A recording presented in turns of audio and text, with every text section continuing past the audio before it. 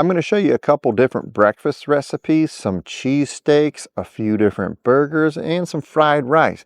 These are my family's 30 favorite items that I make on the griddle. I'm hoping this will give you some ideas of some fantastic food to make for your family and create great memories from the griddle to share together. Don't have a lot of time for chit chat. We're counting down to number one. We will start off with number 30. This is a caprese grilled cheese that I made for my wife with a tomato rose back before we had our son. You know, when you had time to spend 15 minutes skinning a tomato. Now I just buy her a pint of Ben & Jerry's to say I love you. It's a lot easier. Get my griddle to about 325 degrees, then I'm putting a mixture of butter, garlic, and Parmesan cheese on this Italian bread. A little oil on the griddle, then put the bread cheese side down. Don't worry, the cheese won't burn as long as you are at the lower temp of 325 degrees. Add some mozzarella to each piece of bread, then I put a dome on the top to help it melt. Fresh basil that I cut up, looking back on it. You really don't need to cut this up. I'm not sure exactly why I did that. You could just lay the pieces down. Then some Roma tomatoes going down. Now this is the key ingredient, the balsamic vinegar. You can use plain balsamic vinegar, which is what I'm using here, and that's what I like. Or you can use balsamic reduction, which is thicker and sweeter, and my wife likes that one a little more. I'm pretty liberal with the balsamic. Then I sprinkle on some salt and pepper. Put the other slice of bread on, and my steak weight to push it all down a little bit. You could use a smash burger press as well if you have one of those. Now look at that golden brown, beautiful crunchy Parmesan on the outside of that bread. Cut it, plate it up, maybe have it with some tomato soup or something. So good, this is a must make on your griddle. Top of the morning to you lads. We're going to do an Irish breakfast next. Put down my bacon, then go ahead and pinch my sausage. Now this is a family channel. Keep the comment section clean. Onions. Then the musical fruit goes into a pot directly on the griddle. Oil, Mike Lowry's, pepper pots go on these golden taters, then put them straight into the bacon fat. I did give these taters a little sauna session before they went onto the griddle, and by that I mean I microwaved them in water for like 2 minutes.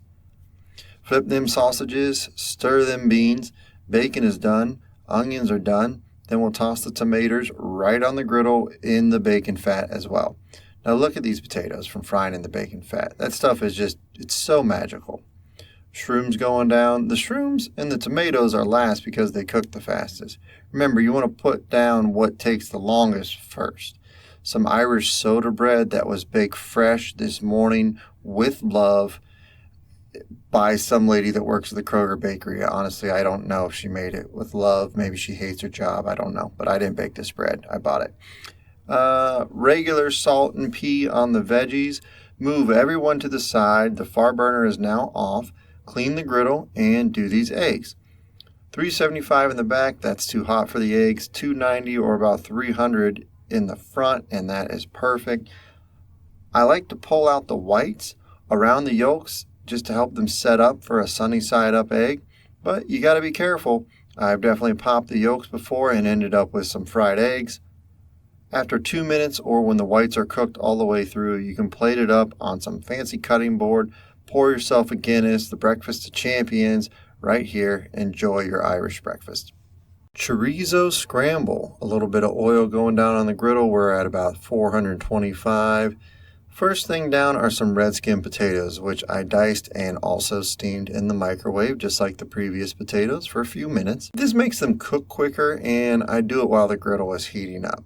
Cut open the chorizo. You don't have to be as violent as me. This stuff is just a big old tube of flavor, really. Give it a little chop, spread it out. Now look, it's fattier and more liquid than like a normal breakfast sausage. And I understand right now it looks like dog food, okay?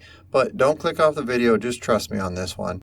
Oil, then my heavy chopped onions, flip the red potatoes, then the steak weight goes right back on them. Now the chorizo's cooking, it's starting to look good. Watch this spatula save. I got the reflexes of a cat, like a fat old cat that's been eating too many griddle breakfasts. Bring the onions in with the taters. My seasonings are cumin, paprika, chili powder, Mike Lowry's again, and some pepper. Mix it all together. Make sure everything is coated. Warm up some tortillas on my rack. You could also just like throw them on the griddle at the very end. I probably did this step a little too early, to be honest. Mix the taters and chorizo, and now I add my garlic. It's usually jarlic, to be honest. It's garlic from a jar because sometimes I'm just lazy. Once it's mixed, move it over to the corner, lower the temp. I got it to about 300, which again is where I want to do my eggs at. Again, I'm pulling the whites out of these eggs. Some jalapenos going down. I feel like I should have put these down before the eggs to get a little bit more of a char on them, but that's okay. Here's the scrambled eggs for my wife. Then some queso fresco because I'm really trying to be fancy. Now, man, that was also before my son was born. Oh, man, I forgot how good we were eating. Smashed sausage croissants. I used Italian sausage for this one, but you can obviously use a breakfast sausage. It's just easier if it's just a ground sausage. And holy smokes, I forgot I separated out the egg whites, then whipped them and folded them back into the yolks. I don't even remember what life was like without a child. I can't believe I did all this. A little bit of oil down on my clearly not level griddle. Had time to whip up these eggs, but did not have time to level that griddle, obviously. Now, smash the sausage down just like you would a smash burger with some parchment paper. Some butter, then the croissants, and these things toast up so beautifully. If you've never toasted a croissant on the griddle, I would highly recommend toasting a croissant. Slowly pour the eggs due to my slanting griddle, and they do look fluffier, but I probably could have whipped those egg whites a little more to really make them poof up. Some American cheese, then a chipotle aioli. Yeah, buddy, now we're talking. And oh boy, I spilled this aioli everywhere. Oh, this is a hot mess. Anyways, this sandwich is delicious. You should definitely make it. Border Scrambler omelet. Learned this from my 2 years as a manager at Bob Evans down on the farm. The farm from hell, honestly. God, that job was terrible.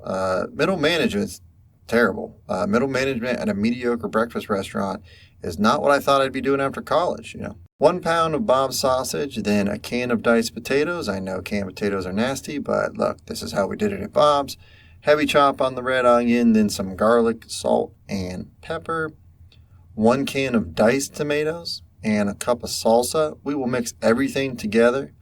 Then once the sausage is cooked, you're good to go. This is so good. You can put it in a burrito or a breakfast taco, or the way we served it when I worked there was on an omelet. You just do like a 2-egg omelet and an egg ring, give it a flip, put some pepper jack cheese inside, top it with the sausage mixture, jalapenos, sour cream, green onions. This was honestly my favorite thing on the menu when I worked there. Show me what you got for a pork chop sandwich. Put those down around 400 degrees and a decent amount of oil. Don't be shy with the oil on this one. Season them however you'd like. I just used an all-purpose seasoning. Let them sit for about 4 to 5 minutes, then flip.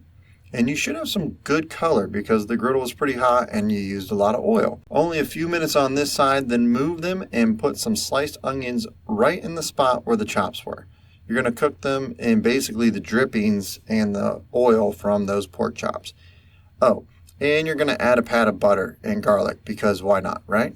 Your onions will get a beautiful brown color, then pull your chops when they're at about 145 degrees internal. I overshot mine a little bit.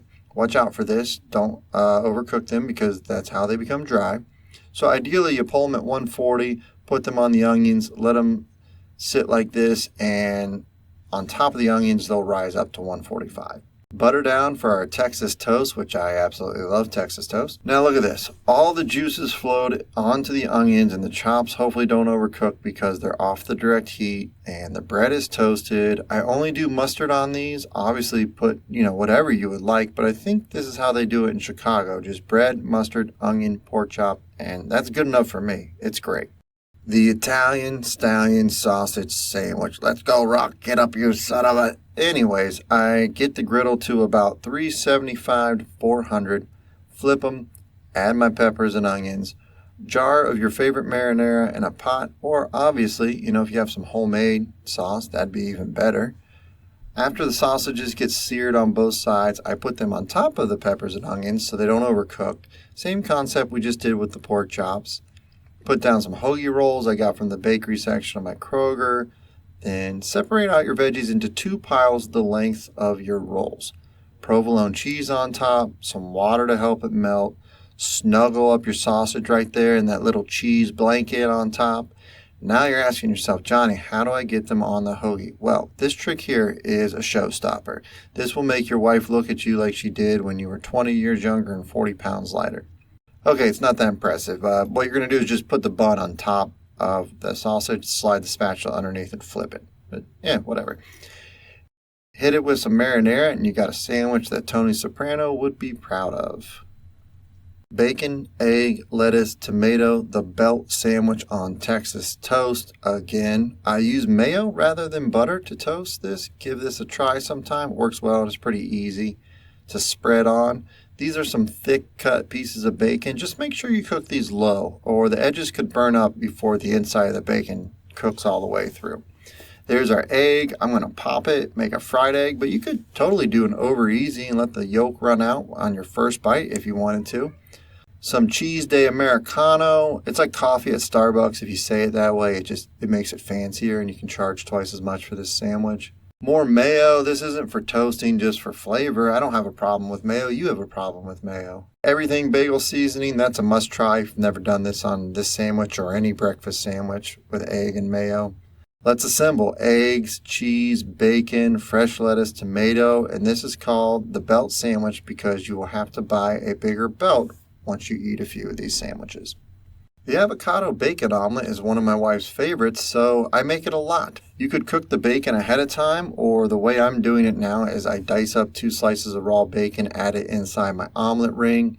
There's a decent amount of bacon grease to cook the eggs in, but I add some more oil just to make sure the eggs don't stick. Also, if you ever decide to use these metal rings, I would recommend spraying them with cooking spray, and I preheat the rings with the griddle while it warms up so the eggs won't stick. I try to pour my eggs slowly so they set up a bit and don't squirt under the omelet ring. Sometimes it works, sometimes it doesn't, but it's worth giving a shot. Don't panic if they fall under and you lose a couple eggs. If you don't let your eggs cook through enough, then you could end up with a scrambler like I did on this one. So you need to be patient or squirt down some water and cover it with a dome. This will help create some steam and have the eggs cook more. A few minutes later and your eggs should release from the ring if you lubed it up nice, but I also have my completely unnecessary tiny red spatula that needs to make an appearance in this video, so I used it.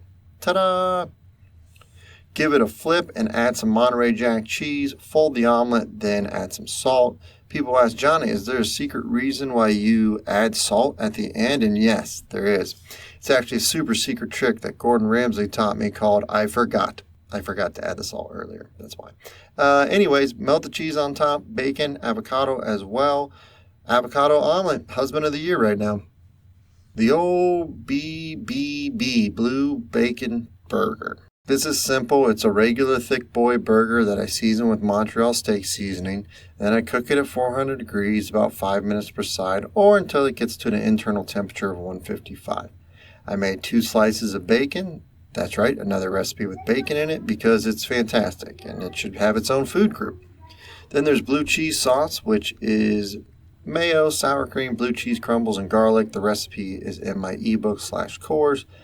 Put it on a toasted bun and you are good to go. The one next to it is a mushroom Swiss burger. It didn't make this list, but the mushroom Swiss burger has 2 main ingredients and I will let you go ahead and guess what those are. This is a pancake filling, which I started making for my son when he was about 1.5 and really loved blueberries and soft foods. Super simple. You just make instant pudding with milk, or you could buy a snack pack. Then you take a softened block of cream cheese, whip it together while slowly adding some pudding.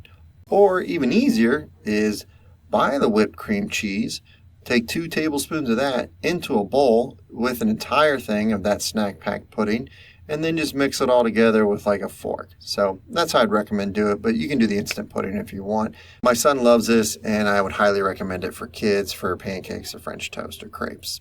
The old fatty patty melt, where you got an onion and ha-cha, chop that thing. Burger patty, Swiss cheese, real mayo, but Kroger brand because I'm real cheap. More Texas toast. I have a problem with Texas toast. Butter, onions, and some sugar. I want to caramelize these onions, so I cook them for bonus points if you can name that movie. So grilled onions are just like 5 to 10 minutes on the griddle. Caramelized is like 30 minutes on low heat until they get this rich dark brown color. Remember, I'm not an actual chef. I just play one on the internet. Texas toast is going down again with the mayo on it, 2 slices of holiest cheese around, Swiss. And there's our fatty patty. Make sure you slam it on the griddle. It's therapeutic. Just slam it down and go, why does my boss hold 30-minute meetings that should be emails? Montreal steak seasoning again. Take my bread off the heat because it's done. Give the burger a Philadelphia. Then our onions are starting to look real nice, Clark. I don't know why this turned into the movie quote section of the video, but what are you going to do? Again, we want our beefy boy to be 155 degrees, and now let's Avengers assemble this thing. Bread is Hawkeye because it's pretty boring. Cheese, Iron Man, the glue that keeps everything together. And that hot beef is clearly Captain America. Caramelized onions are magical like Thor, and the other piece of bread is Black Widow for the same reason as Hawkeye. They're just bleh, whatever. Anyways, cut in half. Let's go save the day, and by the day I mean your stomach. The Mexican cheesesteak. Pepper, onions go down. I got this recipe from a personal hero of mine, the Grande Gringo himself, Malcolm Reed. Speaking of that, sprinkle that seasoning on and toss and saute your veggies.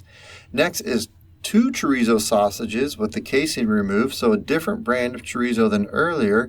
Still the same great flavor. It still looks a little strange before you cook it. Flip, chop it up. Now we got our beefs. That's some ribeye. I cut as thin as I could, but probably would have been better if I just got it even thinner than this or asked my butcher to help with his slicer.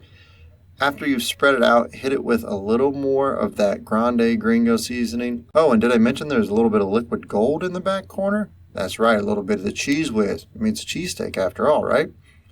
Start pulling the beef apart. It cooks, then place down your rolls to toast them. Once the beef is 90% cooked, go ahead and combine it with the veggies and the chorizo. Now I put some provolone on the top with the hoagie so it steams and melts the cheese. Slide your spatula underneath and give it the old cheesesteak flip that we learned already. Add some melty liquid gold on top, some jalapenos on mine, and you are good to go. Steak is better on the griddle. There, I said it. I'm sorry if I upset some people. These are strip steaks I got from Kroger. I like ribeyes a little bit better, truth be told, but I wanted to use something that I figured everyone could get easily, and this is Kroger's like premium brand that I'm sure they have at all their locations. First, I'm going to pat my steaks dry, then salt and pepper them, and I will let them sit at room temperature for about an hour. Middle of the griddle is at 500. The outside is 450. I'm going to turn my 2 outside burners to low. Then I'll sear the steaks in the middle and move them to the outside to finish. No oil or butter going down. I'm just going to use its own fat by rubbing the fatty part of the steak all around the griddle before I place both of them down. Now listen to this. After 2 to 3 minutes, you should have a nice crust. Flip it, but not to the same exact spot. The spot that you cooked on is cooled down, so move them to another spot in the middle of the griddle that's still at 500 degrees. Now move them both over to the front corner where the temperature is a lot lower. Then we'll throw down 2 pads of butter, a couple cloves of garlic that I just crushed up real quickly. You could also add some rosemary or thyme to this buttery garlic if you would like. Then just start basting your steaks with the butter. Give it a nice butter bath like I assume Paula Deen did to all her children growing up. Don't leave them too long. I was looking for 125 or medium rare on mine and accidentally ended up at 135. I blame the butter because I just got too excited when I kept basting it. Even when you remove it from the griddle, remember it will still raise a few degrees. Don't leave that garlic and all that butter on the griddle either. Scoop it, put it on the steaks. Let them rest for 5 to 10 minutes. This is usually when I cook my veggies like asparagus or something. Then cut them up and enjoy yourself a great griddle steak. Keep it classy with a Baloney Sandwich, or as I like to call bologna, pancake-shaped hot dogs. If you're too good for a bologna sandwich, you're at the wrong YouTube channel. A little bit of oil down, then thick-cut bologna, and smack it a few times for good luck. Thick-cut bologna requires, you guessed it, thick-cut Texas toast.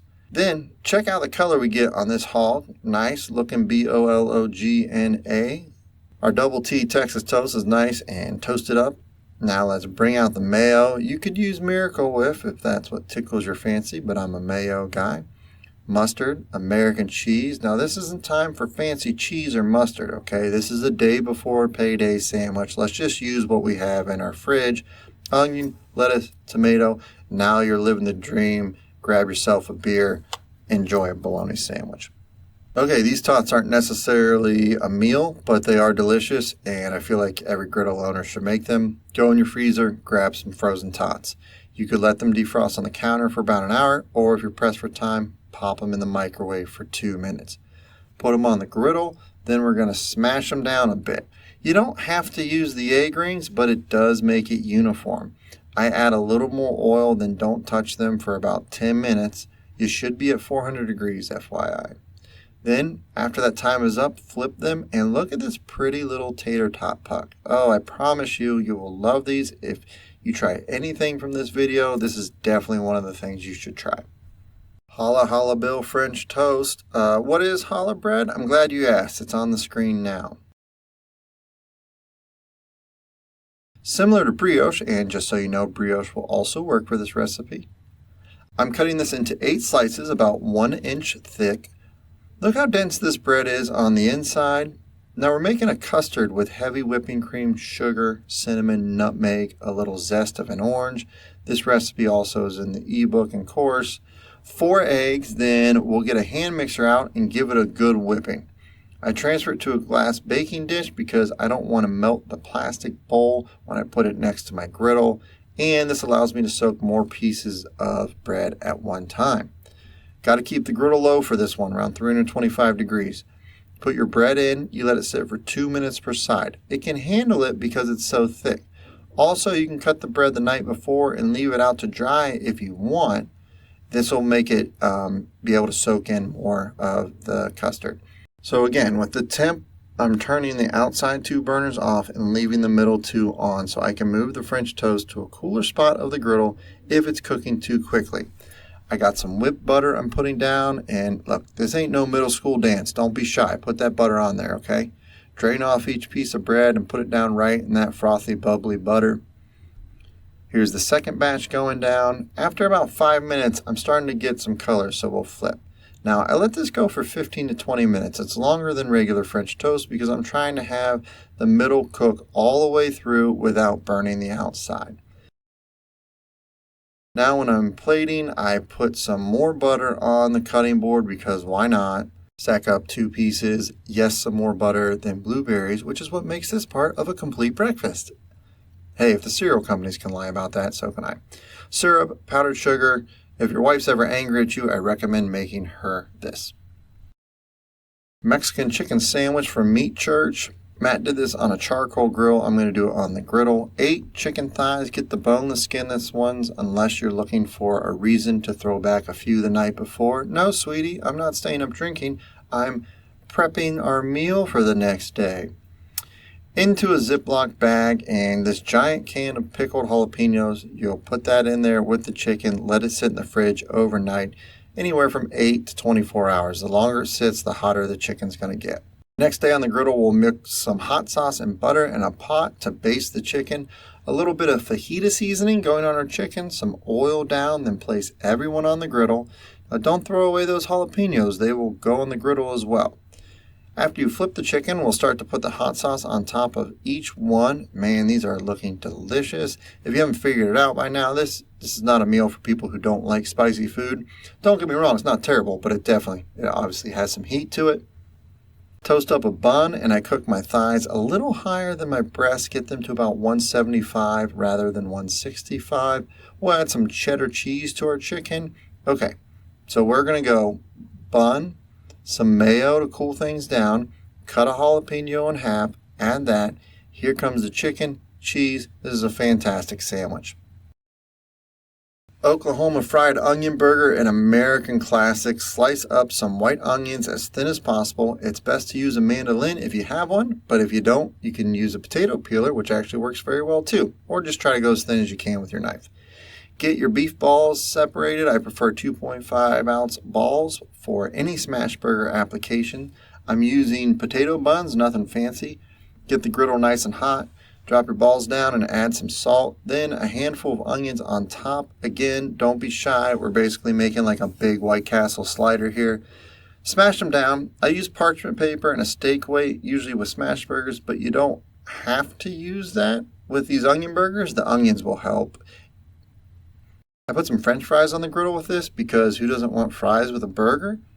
Then we'll slide under and give them a flip. It's only a minute or two on the first side, but then you'll flip them, and I like to cook them on the onion side for about 5 minutes.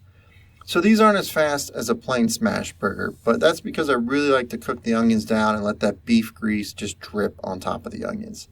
And while they're cooking, you can add the cheese, then the buns to steam, not toasting them, we're steaming the buns this time on top of the onions and burger. Once the 5 minutes is up, you flip the burger onto the top bun, grab the onions you lost, no onion left behind, place the bottom bun on there, and enjoy a little slice of American history, the Oklahoma onion burger, great with pickle chips, by the way. This blackened chicken recipe I got from America's Test Kitchen, and it changed how I do chicken breast on the griddle. So I start by cutting the breast in half, then I slice the thick end horizontally, almost like butterflying it, but I cut all the way through. This gives me 3 thinner, almost equally thick pieces that will cook way more evenly on the griddle. If you want to make them exactly even thickness, you can cover it with saran wrap and just kind of pound them out a bit. I got some blackened seasoning on a plate. I'm just going to dredge each piece of chicken in it. You can make your own blackened seasoning, but I just got this one from Aldi. We're getting the griddle pretty hot, almost 500 degrees, about the same as I do my smash burgers at. A little bit of oil so our butter doesn't burn, hopefully. Then 3 pads of butter go down. It will turn into brown butter real quick. So once it fully melts, immediately put your chicken breast down. It's a quick cook. We're doing 2 minutes on the first side, then we're flipping all of them. Got a nice color to it, and 1 more minute on the other side. These turned out fantastic, even if you don't want to use the blackened seasoning or you don't want to cook them that hot and fast. I would recommend using the method to cut your chicken breast for even cooking on the griddle. Winner of the 2nd season of American Idol and my favorite grilled sandwich, the Reuben, my friends. Butter going down, then some seeded Jewish rye bread. You can use whatever rye you like. This one is one of my favorites when doing a Reuben. Swiss cheese, then I shut the lid to melt it just a little bit. I put the corned beef right on the griddle to get it warmed up. The turkey is for a Rachel sandwich for my wife. It didn't make the list because honestly it's not even close to the same level as the Reuben. That's the Clay Aiken of the sandwich world. No one wants those runner-up sandwiches. Cleveland kraut. This is a very good kraut if you've never had it. It's in the cooler section next to the cold pickles, not on a shelf with the other canned kraut. Also, it's from Ohio, and I'm a sucker for Ohio companies. Go heavy-handed with the Thousand Island dressing, put the top on, and now we are talking the Reuben. Egg roll in a bowl is one of the best meal prep recipes I got. And when my son turned 3, I realized that meal prepping was the way to go to save time during the week. We're at $375, $400 again.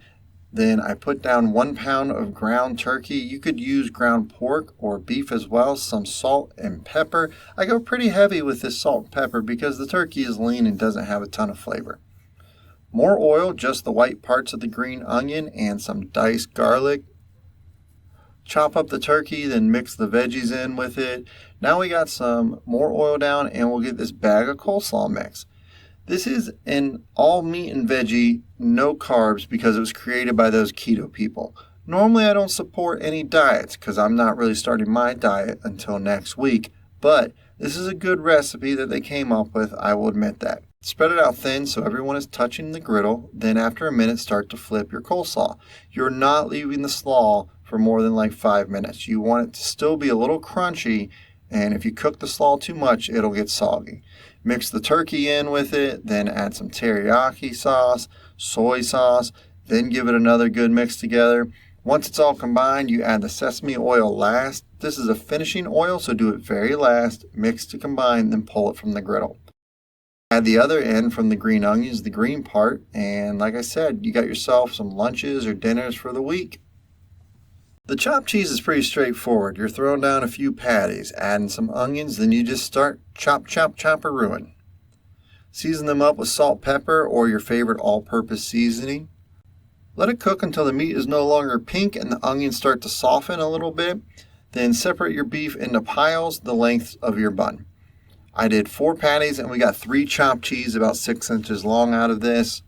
There's tons of ways to spice these up, but I'm just going to show you the regular one. That's American cheese on the beef. Then some mayo and ketchup on the bread. This is Jimmy John's roll. If you didn't know, you can walk in there and just buy just the bread from Jimmy John's. Then you'll slide the meat and cheese in. It's really like a deconstructed cheeseburger. So we're going to add lettuce, tomato, and boom, you got yourself a nice chopped cheese.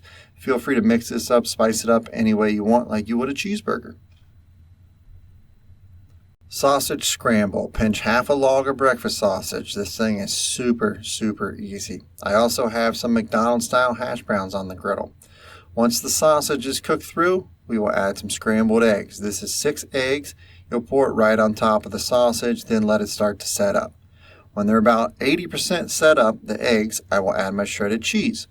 We're just flipping those hash browns the whole time. Then keep mixing it, and basically you're done. These are also great to add some peppers and onions and maybe some tortillas, and you can make little breakfast tacos or burritos. The number 23 at your local Mexican restaurant, fajitas.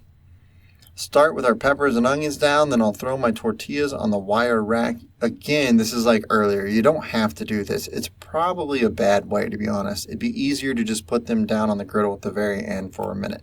And here's why it's a bad way. Because then I put my chicken down and the raw chicken's way too close to the tortillas. They didn't touch, but that's just, you roll the dice and you don't need to do that.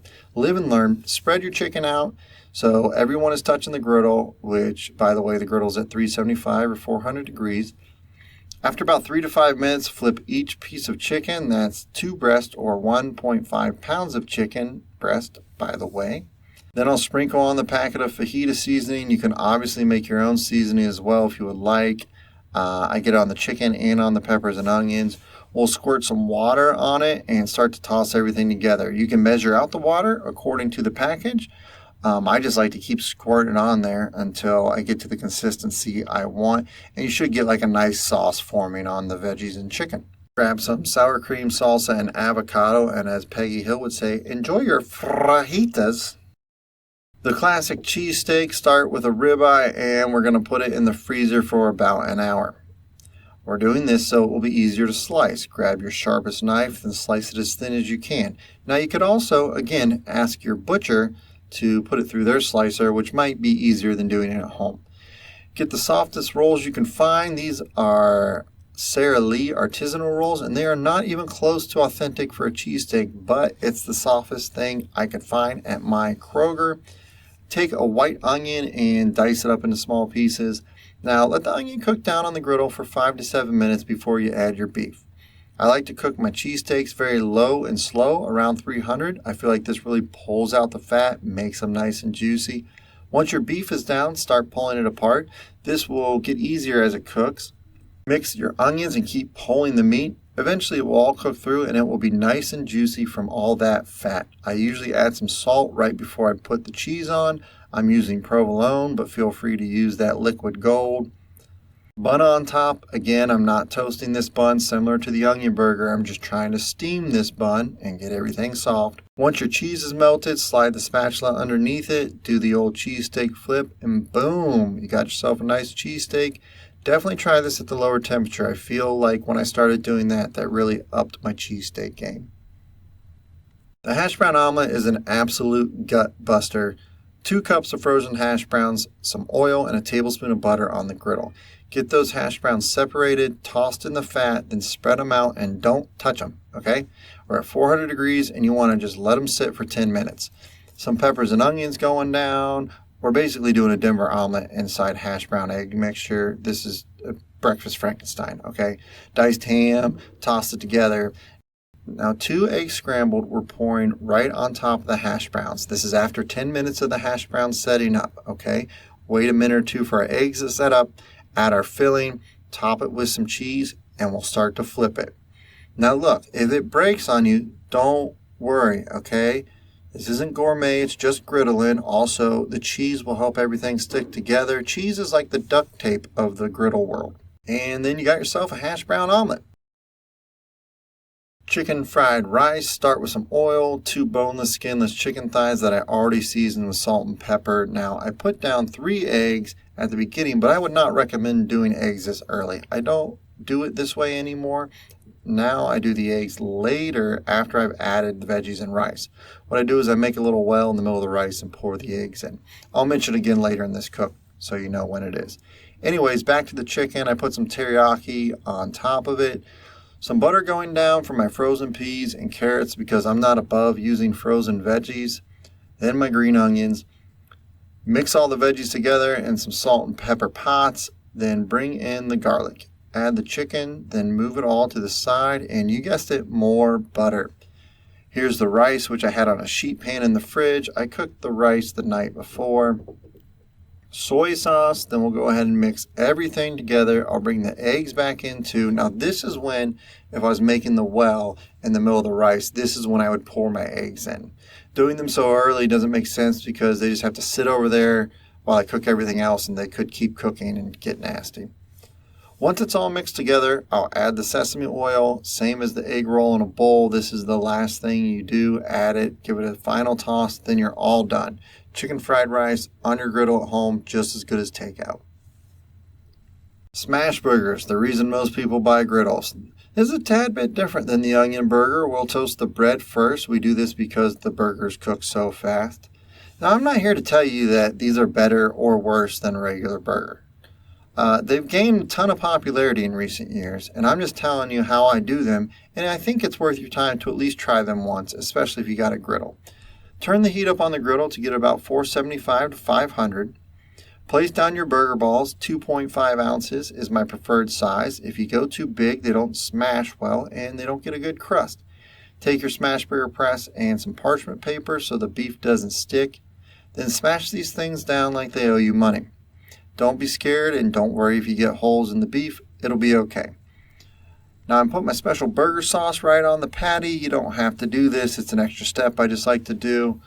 Slide it under both sides with your spatula, then flip it, and you should have a great crust on there. Now look, they might stick a bit, so angle your spatula or get a beveled edge spatula. This is a beveled edge dough scraper, same thing basically, but you can see how much easier it gets under the beef. Got a nice crust on all these burgers now. The two small ones are for my son, and the big one is for my wife and I. Started off at the beginning of this video making sandwiches for two. Now I got to make 3 burgers. Man, how time flies. I can't believe he's old enough to eat burgers now. And that brings us to my favorite thing to make on the griddle, which is a big breakfast for my family. Start inside with my little helper, who's now 4 years old. We do boxed pancakes, but church them up with vanilla and some sour cream. Get the griddle to 400, then our hash browns go down first. Breakfast is all about temperature and cooking order. The potatoes go down first, then meat, then pancakes, and eggs last. Same as last time with the hash browns. Season them, add your oil, don't touch them for like 10 minutes. There's a whole pound of bacon, which doesn't last more than a day at our house. This little boy's a bacon eating machine. Clean off the griddle, then get it to 375 for these pancakes. I use an ice cream scoop to scoop out my batter. I like to spray it with some oil first. Then I'll add my bananas on top. I like adding the bananas after rather than mixing them into the pancake mix. I don't know why. I just like when you flip them and the banana makes direct contact on the griddle. When the pancakes are almost done, we'll drop the temp down again to 300. This is what I cook eggs at. I go over temperature and cooking order and all this stuff on my course and ebook listed below. Couple scrambled eggs going down. Got a new house and a new griddle, but I still haven't been able to level it. Can't teach an old dog new tricks. Salt and pepper. Pull these eggs off the griddle just before they are done. They will continue to cook with the residual heat. Take it inside and enjoy a meal with the ones you love. That's my favorite part about griddling. I hope it's yours too. Thank you so much for watching. Like I said, if you want to check out my course, it's in the link below. Keep on griddling, friends. That's enough, yeah. Go ahead and give it a try. Your Paw Patrol. Pretty good? Yep. Good. I love you, buddy. Yep, you're done. Mommy, I love Mommy and you. Oh, okay. Well, I was just talking about me, but I love Mommy too.